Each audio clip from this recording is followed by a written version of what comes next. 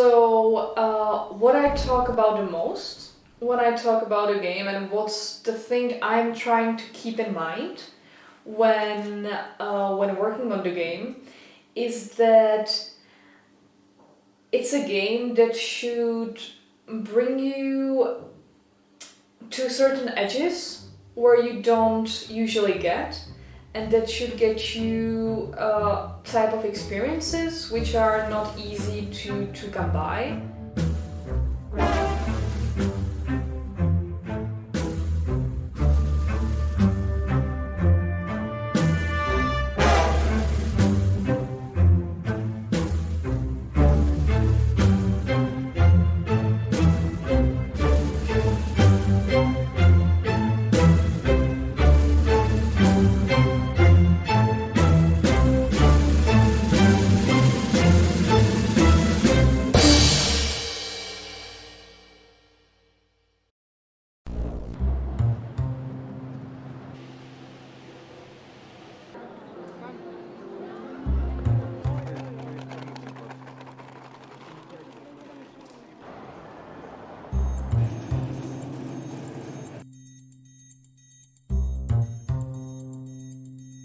Okay, my name is Maria, I'm from Prague and I'm a student of political science at Chavez University. So my name is Anna and my background is in IT. Okay, my name is Petr Ondráček in Czech.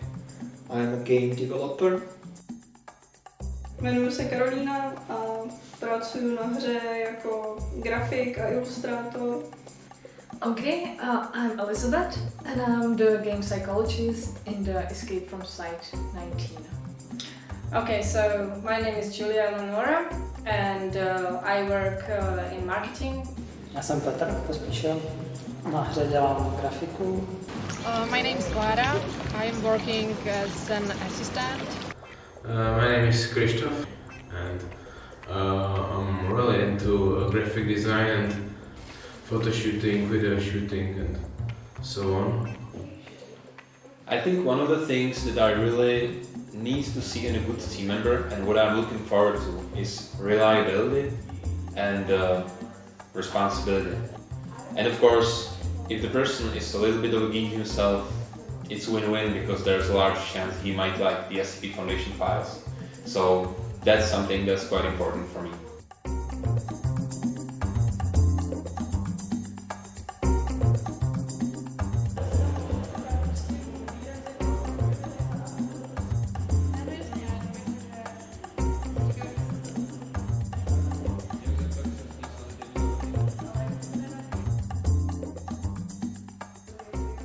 We started the game as two guys.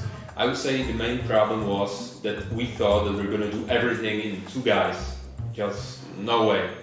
So as the game progressed, the team has extended and I was the one actually looking for the right people, coordinating the game and of course designing it for the beta test and with other people, designing the tasks, designing the correct components, they're looking for the manufacturer, stuff like that.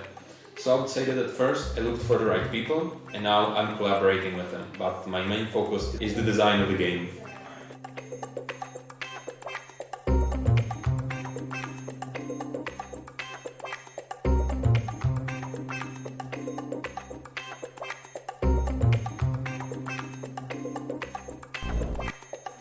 Me and my best friend Michal were big SCP enthusiasts and we really liked the idea of realistic, scary, disturbing SCP documents. And one day when we were sitting at a tea house, my best friend Mike told me this. Okay, I have a challenge for you. What if we made a board game that would keep the same atmosphere as the SCP Foundation files, but in the form of a board game? What if it was a dark board game where players would reach their limits, where they would do hard physical tasks, hard mental tasks. It would be an extreme board game, an anomalous board game.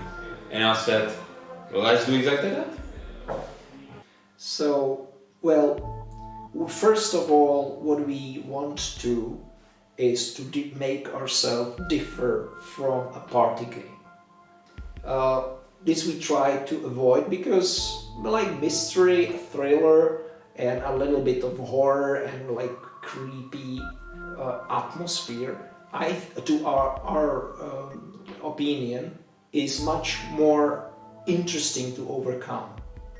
And I think that the SCP Foundation has the atmosphere there just on the wiki too. It's not a joyful list of funny anomalies that you would go to a bar with. It's one is scarier than the other, and you're very happy if you contain one of them. So our game is about containing these anomalies, but those can be said to be even that you're fighting against your own demons, sort of. Like somebody can find difficult to speak about his past, somebody can find it difficult to, I don't know, walk on hands or something. It's everyone has its own like limits, and it's sometimes interesting to see how you react if you're close to those limits, or even if you manage during the game to overcome it. Actually, we worked on that like for a moment, like, hey, what are the things people are afraid of? And like, is there a way of we can get this into the game? And of course you can't work with everything, but with some of them I think we found some creative ways of putting it into tasks. How do you create horror atmosphere in different types of genres, like in the movie or in a book? What gets you quite often in a horror movie, it's like the immediate reaction that you are, that something comes and you are not expecting it. And that's very hard to actually do in a board game, but one mechanics we have in the game is that you have cards that you flip over and you have to do something like within 3 seconds. So you're reading it and you're like, hey, like I have to do this now, or you do something very fast, like, I don't know, everybody has to lift up the candle together.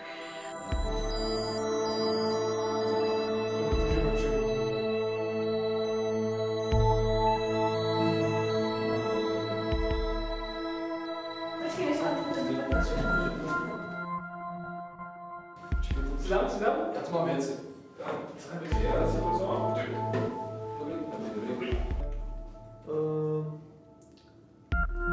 Odešli si 1 od obtížnosti hodu.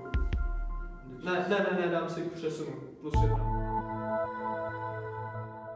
Well, in the SCP universe, there's let's say, the SCP Foundation's base, or a large headquarters called Site-19. And the idea, the story of the board game is that the players are escaping this site. They are not players, they are various characters from the SCP universe.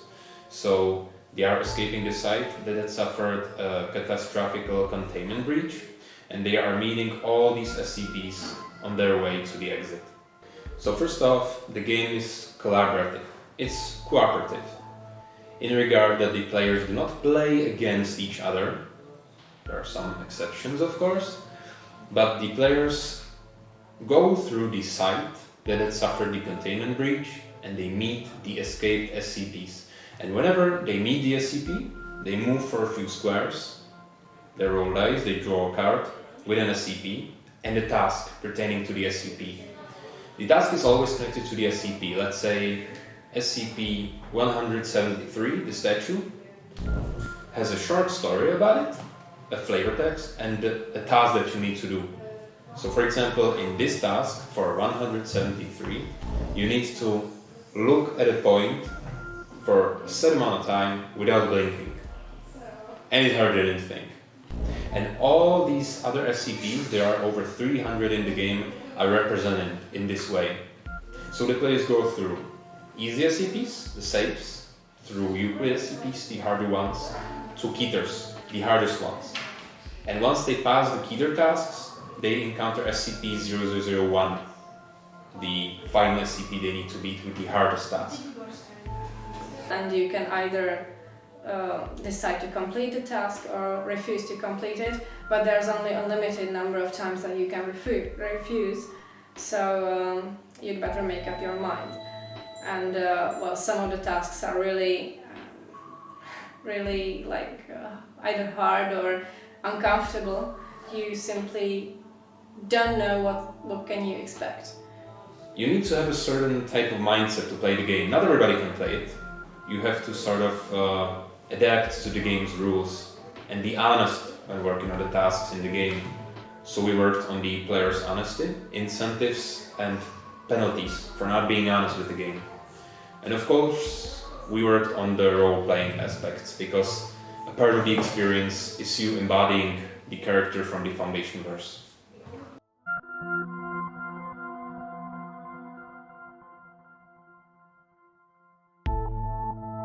Well, when designing the tasks, we usually throw some ideas around, we find a suitable SCP, we find a suitable task for it, we try to connect them. We have, let's say, several conditions for a good task, for a task to be good. And then, once we develop the card, we put it on testing. If it goes through the beta testing, well, if the card works, then we add a picture. And then we just add it to a set of cards that are ready for the release, and some additional testing later. So for the beta tests is that we have lots of ideas, but we don't know how are these ideas actually going to translate into the game, and how are players going to react to it, if they're going to find it good or bad or funny or tense or hilarious.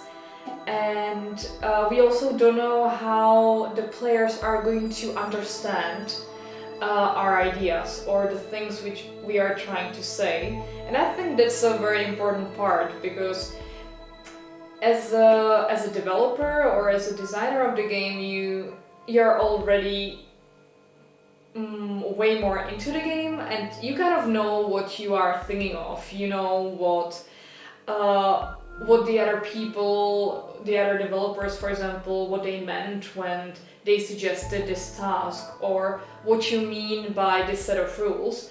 But there can be a person who comes to that and sees it for the first time, and they're like, hey, what does that mean that I should do in this situation? Or how does this rule actually apply?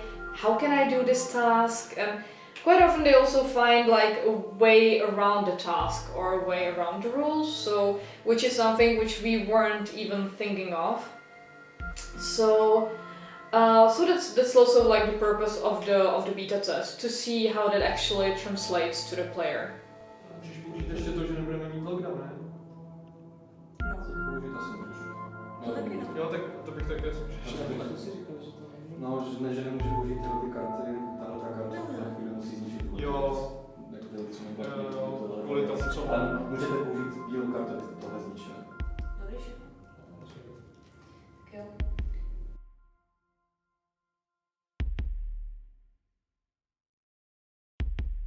Every card needed to have a realistic picture. We didn't want to add drawings on the cards. We wanted to create a realistic photographs. So we searched for models, we photographed stuff. We've done a lot of like a graphic design on the cards themselves. So that is one big challenge, to make 400 realistic pictures. I work like a graphic designer for our game. I do pictures for cards. I choose some article, then I do some sketch, and after feedback I try to design it, which is quite fun because I need to shoot it and then make some magic in Photoshop, and it's quite fun.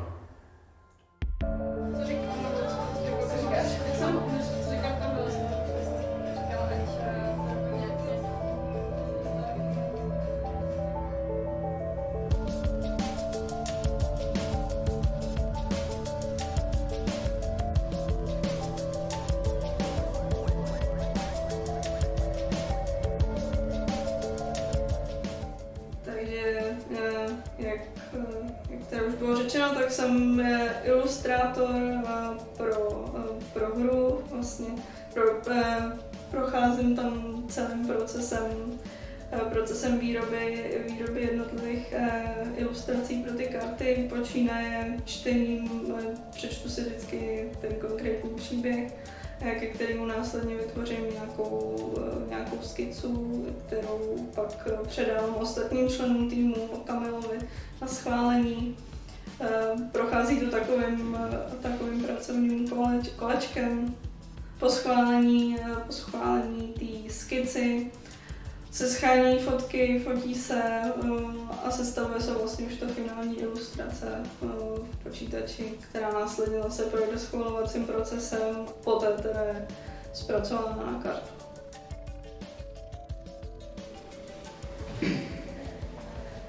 Mojí hlavní prací je grafika. Připravuju tiskový data, protisk karet, protisk plánku, protisk všech dalších materiálů pro hru, manuál a tak dále. Kromě těch věcí, které se týkají tisku, dělám i webové stránky, takže to znamená grafické návrhy, i tvorbu toho vlastního webu, i přípravu e-shopu. Kromě této práce přispívám jako konzultant u grafických návrhů, obrázků, těch karet a pro cokoliv je potřeba.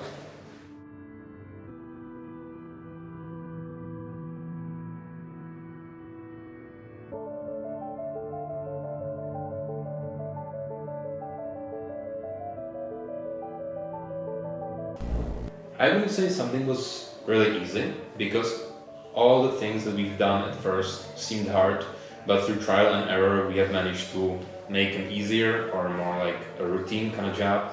I would also say a lot of the right people had shown at the right time. That includes makeup artists, that includes actors, that includes the team members. A lot of the things just appeared at the right time, so I would say we were lucky in this regard.